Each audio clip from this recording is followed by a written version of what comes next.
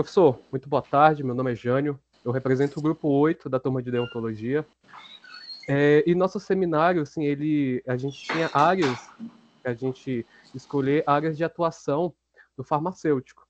E a gente escolheu o farmacêutico forense, o perito criminal, para a gente entender um pouco da responsabilidade e Sim. contribuição dessa área para a sociedade. Antes de tudo, a gente agradece, né, sua presença e disponibilidade de estar aqui com a gente, compartilhando seu conhecimento. Muito obrigado, viu, professor?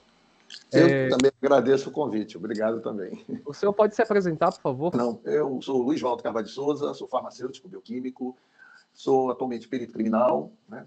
E tenho a minha especialização em neurociências, em química, em toxicologia, mas eu gosto muito de me apresentar como o meu pai me ensinou. Antes dos títulos, eu sou a pessoa humana Walter, Luiz Walter. Então, eu acho que isso é a grande importância, e você vai ver essa importância na área, em todas as áreas da profissão, né? Na perícia criminal, essa parte da apresentação da parte humana, principalmente por a gente lidar com o sofrimento humano, situações que você vai ter pessoas, mães chorando, senhoras chorando em local de crime, agarrada ao seu ente querido. E muitas das vezes essas situações não estão nos livros, não estão nos manuais, e você tem que usar, e a disciplina encaixa muito bem nisso, toda a deontologia, toda a filosofia, toda a psicologia, para que você tenha um estado emocional o mais correto possível, consiga manter a sua toda integridade emocional para não afetar no seu trabalho profissional, mas ter justamente todo o cuidado com a cliente, com aquela pessoa que perdeu uma pessoa que ela ama tanto. Então, a minha apresentação se resume mais uma descrição do que realmente a gente passa no dia a dia como perito criminal, e acredito que outras profissões também sejam muito semelhantes, mas essa é a apresentação que eu acho mais importante. Eu sou Luiz Walter Carvalho de Souza. Professor, então, para a gente começar, a gente gostaria de saber um pouco sobre sua trajetória. Como é que foi seu percurso acadêmico e profissional até chegar à área da Pô, perícia criminal? ao passar no vestibular, fazer o curso de farmácia, ao me formar, eu servi a Marinha durante 4 anos. Depois fiz o concurso para a Secretaria de Saúde, passei, e depois, logo em seguida, teve o concurso para a Secretaria de Segurança para perito criminal. E é interessante, gente, eu nunca sonhei em ser perito, né? A minha atual esposa, eu a conheci justamente nessa fase, que ela foi que me convidou. Ela tinha participado do primeiro concurso, e aí apareceu um segundo concurso, nós estávamos namorando, e aí ela disse, não queres fazer o concurso? Eu fiz o primeiro, e aí eu disse, vamos fazer, vamos lá tentar. Eu estudei, não era a mesma, não era as mesmas disciplinas. Hoje o pessoal diz, o senhor passou, não dá para comparar, hoje é muito diferente a entrada, né, para perito criminal. E aí eu acabei passando, fiz academia, e aí já aconteceu essas coisas que você não consegue explicar com a razão, né? Parece que alguma coisa te guia, ou sei lá, alguma coisa assim, mesmo você tendo o seu livre-arbítrio, mas alguma coisa te direciona. E acabei assim me apaixonando pela área, pela busca dessa verdade, da maneira com que a gente trabalha, com a maneira da gente ver o mundo também, né? E aí foi isso. A minha trajetória, a chegada até aqui foi essa. Aí, paralelo à perícia, eu trabalhei durante muitos anos, 22 anos, na carreira do magistério como professor de toxicologia, depois na academia como professor de criminologia, já trabalhei com criminalística. Então, a gente tem essa trajetória bem, bem interessante. Então, começou por aí. Professor, agora, falar um pouquinho sobre a rotina de trabalho, você poderia, Sim. assim, descrever para a gente como é que é um dia típico do seu trabalho? A nossa rotina, de maneira mais prática, depende do setor que você vai trabalhar. Porque a polícia científica, que é assim denominada em todo o Brasil, polícia científica do Pará, polícia científica de Brasília, polícia científica do Espírito Santo, polícia científica de São Paulo, é o nome que a gente está dando, ela é basicamente dividida em blocos, assim, vamos dizer, o Instituto de Medicina Legal, o IML, Instituto de Criminalística, que é o nosso, né? E o Instituto de Identificação. Nós, farmacêuticos de outra área, estamos no Instituto de Criminalística. E o Instituto de Criminalística, ele tem várias seções. Ele tem a seção de local de crime, ele tem a seção de toxicologia, ele tem a seção de balística, ele tem várias divisões dentro do setor. Então, você vai se questionar, aonde é que o farmacêutico está nessas várias classificações? Aí a resposta é Verdade. clara para ti, né? Lógico, deve ser na parte da toxicologia, na parte Uhum. da biologia. Sim, é verdade. Esse é o grande ponto que o farmacêutico vai, porque ele tem no seu currículo base a toxicologia, a farmacologia, isso ajuda bastante. Mas ele pode estar no laboratório de química forense, ele pode estar no local de crime, que é onde mais o pessoal adora estar, às vezes. Né? Eu trabalhei em local de crime 7 anos, né? E depois continuei dando aula de local de crime, porque realmente a gente usa muito, muito a nossa expertise e o nosso conteúdo dentro do local de clínico, principalmente em casos de suicídio, onde muitas das vezes estão arrolados ali medicamentos ou substâncias toxicantes, e você tem uma visão muito bacana sobre essa linha, né? E nós temos no Brasil casos de repercussão que envolveram agentes tóxicos, né? Tanto agentes tóxicos como substâncias, inclusive o arsênio muito envolvido em algumas delas. Muito bem, então você vai definir a área. Então a gente vai dizer assim, o meu dia a dia vai depender da área que eu trabalho. Mas nós temos, por exemplo, farmacêutico na balística. Fantástico, nós temos farmacêuticos e grafotécnicos, nós temos várias áreas de grafotécnica. Mas então, trabalhando E nisso. quanto às legislações normas, qual as principais legislações normas que regem a atuação do farmacêutico na área da pesquisa? Nós temos as nossas normas internas, evidentemente. Aí cada um estado tem as suas normas, né? Nós fazemos as nossas normas. Então, falar de normas aqui fica nesse sentido. Mas o que nós temos que seguir dentro da legislação não é mais nem mais normas, são leis. Olha a diferença que isso causa. Porque uma norma, ela vai te dar ali, se você infringir, se você não trabalhar com ela, você ainda tem como trabalhar aí no setor administrativo, né? Responde isso. Mas uma lei, ela é mais robusta, ela é mais, né, forte para você chegar e dizer assim, ó, tá complicado isso aqui para ti, tu infringiste uma lei, que é o Código de Processo Penal, do artigo 158 ao 184. Essa faixa do Código de Processo Penal é a Bíblia do perito. Ele tem que conhecer, e não só conhecer, interpretar e entender cada ponto que está ali. E ela já foi modificada, né? E pela lei, da lei anticrime, que foi de 12 de dezembro de 2019, houve uma mudança nesse Código de Processo Penal. A lei traz uma novidade, que foi a cadeia de custódia. Não só dentro do local de crime, mas dentro de todo o trabalho pericial, para você ter uma ideia. Então, hoje, se a gente não cumprir a cadeia de custódia, nós estamos infringindo uma lei, nós estamos infringindo o artigo 158 do AUF, que são todas aquelas normas, todas aquelas previsões de como nós devemos trabalhar. Então, esta justamente é a lei. Você quer que eu cite alguns casos assim, com a lei, com a normalidade que pode ocorrer? Com certeza. Tá? Por exemplo, vamos falar um pouquinho assim, entender dos aspectos legais é extremamente importante. Por exemplo, vou começar com um artigo, alguns eu vou citar o número do artigo, mas, gente, isso não precisa se preocupar. É que a gente trabalha tanto com isso que acaba ficando na cabeça, não é o caso de entender qual é o número. Um dos artigos interessantes é o 159, por exemplo, que ele determina que a perícia deve ser feita por um perito. Observa, um perito. Isso não era assim antes, isso foi mudado. Antigamente eram 2 peritos, assinavam um laudo, isso mudou, um perito. Então agora é um perito, mas logo no primeiro parágrafo vai dizer assim, se o perito for nomeado, não é um perito que passou no concurso. Numa localidade bem distante, não tem perito oficial concursado. Então, cabe à justiça, o delegado nomear 2 peritos. Chama perito ad hoc, perito de nomeação para fazer aquela perícia. São necessários 2. Então, veja que essa lei, você tem que saber. Imagina que você é um farmacêutico, está numa situação dessa, e o delegado diz, você tem que fazer essa perícia, porque aqui eu não tenho como fazer, eu não tenho como perito, eu quero que você analise essa erva para saber se isso aqui é uma droga de abuso, se é o vegetal cannabis sativa, se é uma maconha.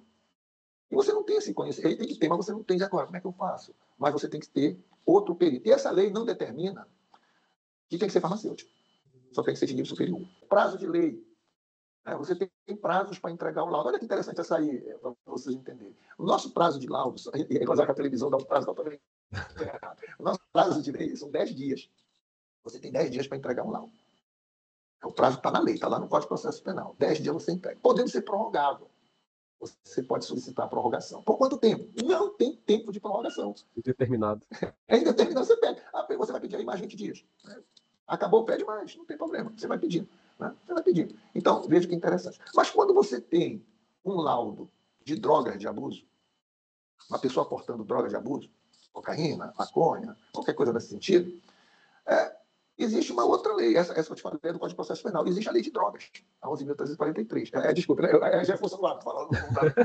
Não é isso que a gente está discutindo, pelo amor de Deus. Enriquece ainda mais. Aí tem lá o artigo 50, que diz que, para efeito de prisão em flagrante, é preciso fazer a materialidade do fato. É preciso dizer que aquilo é maconha, cientificamente.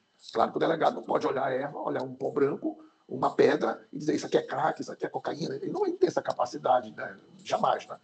Impossível, ele não tem um laboratório na mão, ele não é qualificado para isso. A função dele é totalmente diferente. Como nós não seríamos qualificados para exigir um inquérito policial, né? Muito bem. Então, o que acontece? Ele tem que mandar isso para análise, para o Instituto, para a Polícia Científica, lá para o laboratório de química ou de toxicologia, onde vai encontrar lá um profissional, vamos supor, nós, farmacêuticos. Vamos puxar nossa sardinha, nós farmacêuticos. Com certeza. Com certeza. E aí nós temos que fazer esse laudo. Qual é o nosso prazo? 10 dias. Pô. Existe aí uma incoerência. Quer dizer, o cara vai esperar 10 dias para trazer o resultado? Não pode. Porque ele tem que fazer uma prisão em flagrante, que são 24 horas. Tem que precisar daquele resultado para apresentar aquela pessoa com o juiz com o laudo. Então, esta lei, o artigo 50 da Lei 11.343 de drogas, determina que, nesse caso, nós deveremos fazer um laudo de constatação e entregar na hora. Mudou o prazo, mas nestas condições.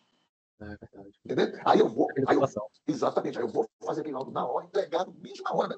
Não, eu paro tudo, faço análise, é um teste rápido, trivial, você faz ali, é quase um teste de triagem, depois a gente vai discutir um pouco sobre isso, é um teste de triagem que pode dar um resultado falso positivo, não deixa esse parênteses aí, mas isso é uma outra história. Vamos lá, fizemos o teste, E daqui a 10 dias nós vamos entregar o laudo definitivo.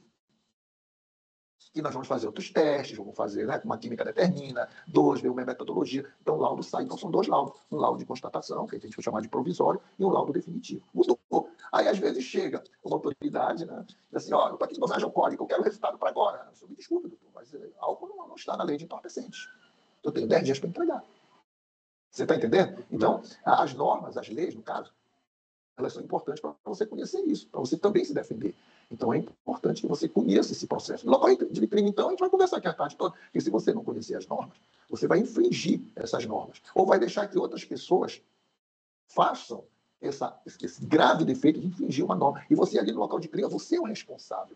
O perito, quando ele chega no local de crime, ele é realmente o responsável pelo local. Se a área não estiver isolada, ele isola, ele tem todo mundo para fora do cordão de isolamento. A autoridade policial é convidada, evidentemente ela sabe disso. Ele tem que trabalhar para não haver ninguém pisar nos vestígios, não tirar de posição nada. Então, observa que se ele deixa uma pessoa entrar, por exemplo, no local de crime e retirar um possível documento, com a intuito, eu vou verificar como é a identidade desse paciente. Não, não pode. Isso é considerado fraude processual, está na lei. Você mudou a dinâmica do local, né? Exatamente. E aí você vai. E aí, às vezes, o perito fica, e agora? Poxa, mas o cara é uma autoridade, mas o cara é um capitão. Não pode. Não pode. Ele vai ter que dizer, com calma, sem arrogância, ó, meu amigo, você não pode entrar, você não pode mexer. Se você mexer, infelizmente, eu vou ter que escrever o que está acontecendo, vou ter que fazer um relato disso aí, e com certeza a justiça pode abrir um processo contra você como fraude processual. Você alterou a cena de um crime.